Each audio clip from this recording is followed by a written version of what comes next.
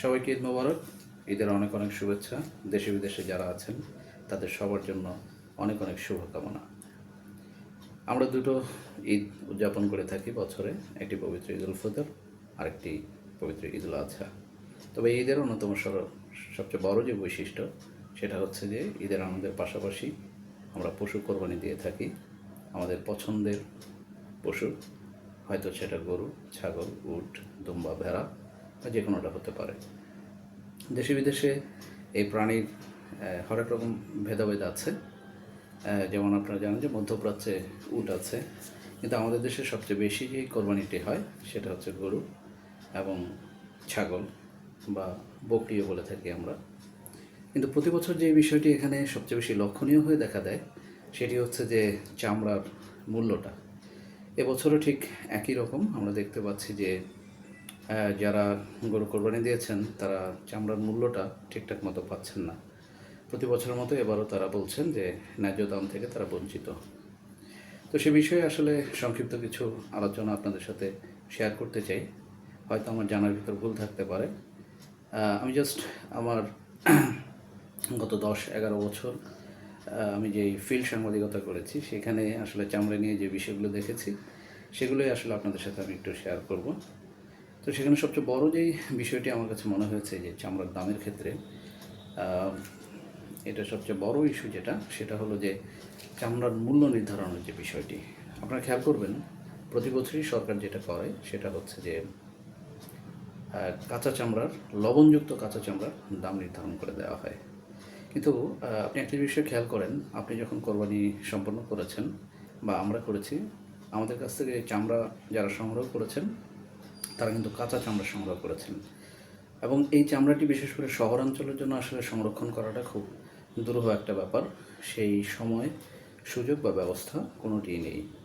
তো যে কারণে সকালে কোরবানি হওয়ার পর কাঁচা চামড়াগুলো দুপুরের ভিতরে সংগ্রহ করে বিকেলের ভিতরে ঢাকা বা অন্যান্য যে বড় শহর আছে সেগুলোতে চলে যায়।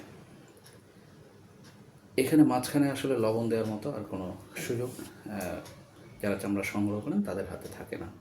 তো আমার কাছে মনে হয় যে প্রতি বছর চামড়ার মূল্য নিয়ে যেই সমস্যাটা তৈরি হয়, এখান থেকেই সেই সমস্যাটা। যদি আলাদাভাবে এটা করা হতো যে লবণযুক্ত চামড়ার দাম প্রতি বর্গ ফুটে এত টাকা হবে এবং লবণ ছাড়া এত টাকা হবে, কিন্তু সেটা করে দেওয়া হয় না। লবণের একটা নির্ধারিত বা একটা সম্ভাব্য দাম ধরে লবণযুক্ত চামড়ার দামের কথা মানে সরকার ঘোষণা করে আর কি। ব্যতিক্রম খুব বেশি দেখা যায়নি। প্রতি বছরই আমরা দেখেছি যে লবণযুক্ত চামড়ার দামই ঘোষণা করা হয়ে থাকে। কিন্তু মাঠের বাস্তবতা ভিন্ন হওয়ার কারণে এখানে একটা গ্যাপ তৈরি হয় আমার মনে হয়, যে কারণে প্রতি বছরই আমরা দেখি যে যারা চামড়া সংগ্রহ করেন, বিশেষ করে আমাদের মাদ্রাসাগুলো এই চামড়া সংগ্রহের কাজে বেশি যুক্ত থাকেন। এর পাশাপাশি যারা ফড়িয়া আছেন, ফড়িয়া বলতে যারা এই ঈদের এই মৌসুমটাতে 2 দিন বা 3 দিন বা 1 সপ্তাহের জন্য বিভিন্ন জায়গা থেকে চামড়া সংগ্রহ করে যারা সরবরাহ করে থাকেন আড়ত কিংবা ট্যানারিগুলোতে, তাদেরকে আসলে ফড়িয়া বোঝানো হয়। তো তারা এই লবণ ছাড়া কাঁচা চামড়া যখন নিয়ে যান, তখন যারা চামড়াটা তাদের কাছ থেকে কিনে নেন, সাধারণত প্রাথমিক পর্যায়ে আড়তদাররা কিনে থাকেন। তো তারা যেটা বলেন যে আপনারা তো লবণ ছাড়া চামড়া এনেছেন, সরকার তো লবণযুক্ত চামড়ার দাম ঘোষণা করেছে, সো আপনারা যে দাম চাইছেন বা যে দাম দাবি করছেন সেটা আমরা আসলে দিতে পারছি না। এই চামড়াগুলোকে আমাদের লবণ দিয়ে সংরক্ষণ করে তারপর ট্যানারি মালিকদের কাছে বিক্রি করতে হবে। তো এই ধরনের পরিস্থিতির কারণেই আসলে দেখা যায় যে প্রতি বছরই এই চামড়ার ন্যায্য দামটা নিয়ে আসলে এক ধরনের সমস্যা তৈরি হয়। তো আমার এক্ষেত্রে আহ্বান যেটা থাকবে সেটা হচ্ছে সরকার ভেবে দেখতে পারে যে লবণ ছাড়া কাঁচা চামড়ার দাম ঘোষণা করা যায় কি না, বা এই ঘোষণা করার ক্ষেত্রে কোনো ধরনের সমস্যা বা কোনো ধরনের চ্যালেঞ্জ আছে কি না। আসলে এর ভিতরটা নিয়ে আসলে একটা আলোচনা হওয়া প্রয়োজন বলে আমার কাছে মনে হয়েছে। যদিও সম্ভবত গত 8-10 বছরের ভিতরে একবার হয়তো বা লবণ ছাড়া চামড়ার দাম ঘোষণা হয়েছিল সম্ভবত। আমার ঠিক এই মুহূর্তে পুরোপুরি মনে আসছে না। এটা অন্তর্বর্তী সরকারের সময় সম্ভবত এটা হয়ে থাকতে পারে। কিন্তু এনিহাও যেটা হয়েছে যে গত প্রায় 16-17 বছর ধরে আসলে চামড়ার ন্যায্য দাম আমরা পাচ্ছি না। তো ন্যায্য দাম পাচ্ছি না বলতে যে এখানে যেটা অভিযোগ করা হচ্ছে যে বরাবরই যে সিন্ডিকেটের কবলে আসলে চামড়ার যে প্রকৃত দাম হওয়ার কথা সেটা মাঠ পর্যায়ে বাস্তবায়ন হচ্ছে না। তো সেই কারণে দেখা গেছে যে চামড়ার দাম ক্রমান্বয়ে কমতির দিকে আছে। কারণ এখন থেকে প্রায় 12-13 বছর আগে যেটা আমরা দেখেছি, গরুর লবণযুক্ত চামড়ার দাম 80 টাকার উপরে ছিল। এখন সেটা মাঝখানে কমে তো প্রায় 40 টাকায় নেমে এসেছিল। যাই হোক, এবছরে এখন সেটা কিছুটা বেড়ে 60 টাকা ক্রস করেছে। কিন্তু বাস্তবতা হচ্ছে যে আগের পরিস্থিতি কি পরিবর্তন হয়েছে, যদি আমরা সেই প্রশ্নটা রাখি। যদি আমরা লবণযুক্ত বা লবণ ছাড়া চামড়ার যে বিতর্ক সেটাকেও যদি আলাদা করে রাখি, তাহলে যে অন্যান্য খাতের মতো যে সিন্ডিকেটের যে থাবা, সেটা কি আসলে চামড়া খাতে বন্ধ হয়েছে? এটা কিন্তু আমরা এখনও বলতে পারবো না।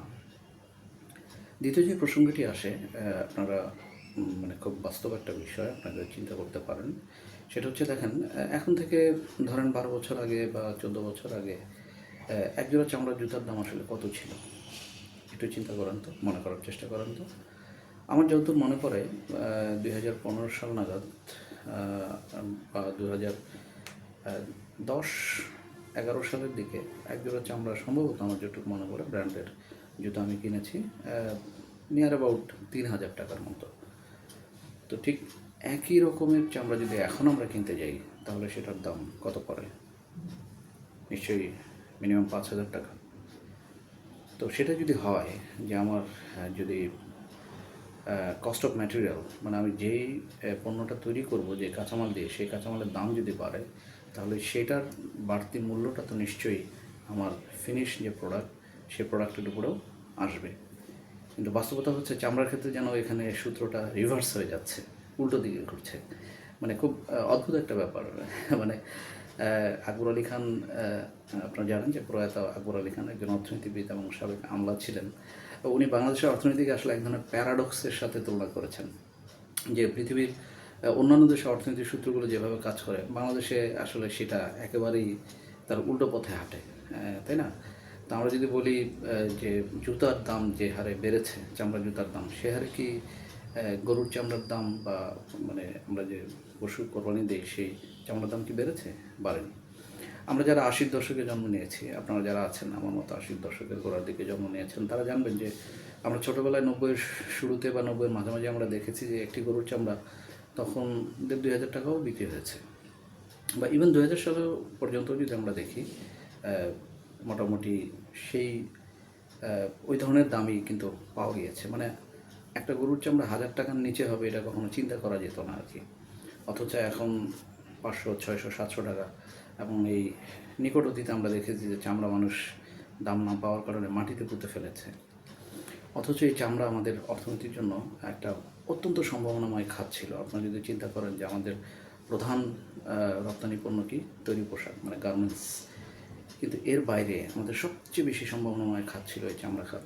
কিন্তু আমাদের দুর্ভাগ্য বলি, অব্যবস্থাপনা বলি, আর সরকারগুলোর অদূরদর্শিতার অভাব যদি যাই বলি না কেন, কিন্তু এই খাতটি কিন্তু আসলে এভাবে দাঁড়াতে পারলো না। আমরা এখন এই খাত থেকে বছরে রপ্তানি করছি 1 বিলিয়ন বা 100 কোটি ডলারের মতো।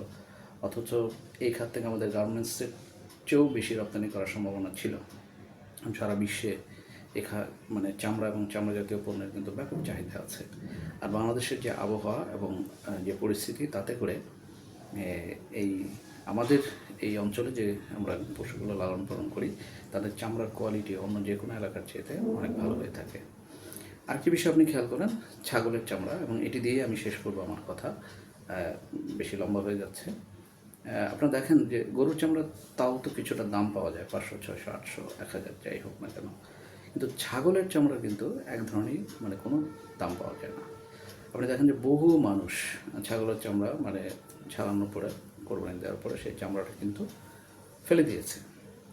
অথচ একটা ছাগলে যে পরিমাণ চামড়া পাওয়া যায়, এটাকে প্রসেস করে কিন্তু বেশ ছোটো ছোটো অনেক ভালো প্রোডাক্ট তৈরি করে। আমরা সারা বিশ্বেই ছাগল এবং ভেড়ার চামড়া দিয়ে কিন্তু ভালো ভালো প্রোডাক্ট, বিশেষ করে আপনার মানি ব্যাগ, বেল্ট থেকে শুরু করে ছোটো ছোটো পার্টস যেগুলো ব্যবহার করা হয়, মহিলারা ব্যবহার করেন, সেগুলো কিন্তু ব্যাপক চাহিদা আছে। কিন্তু আমি জানি না আসলে আমাদের এখানে যেই ম্যানেজমেন্টের যে ঘাটতি বা আমাদের যে দূরদর্শিতার যে ঘাটতি সেইটার কারণে এমন হয়েছে যে একদিকে তো আমরা ন্যায্য দাম নিশ্চিত করতেই পারছি না, আবার অন্যদিকে যেটা হচ্ছে যে এই ছাগলের চামড়ার মতো যে একটা জিনিস, আপনি যদি চিন্তা করেন যে সারা দেশে যে পরিমাণ ছাগল কোরবানি হয়েছে, এই কত হিউজ পরিমাণ চামড়া আসলে আমরা নষ্ট করে ফেলছি, এটাকে কাজে লাগাতে পারছি না। তো আমরা আশা করি যে এবার এই থেকে আমরা শিক্ষা নিব, আগামী দিনে আমাদের ব্যবস্থাপনা এবং সরকারি উদ্যোগ আরও উন্নত হবে এবং আমরা সেই আমাদের অর্থনৈতিক সম্পদ কাজে লাগানোর দিকে আমরা হাঁটতে পারবো। আজকে এতক্ষণ ধৈর্য ধরে আমাকে শোনার জন্য আপনাদের সবাইকে ধন্যবাদ জানাচ্ছি। আবারও দেখা হবে পরবর্তী দিনে।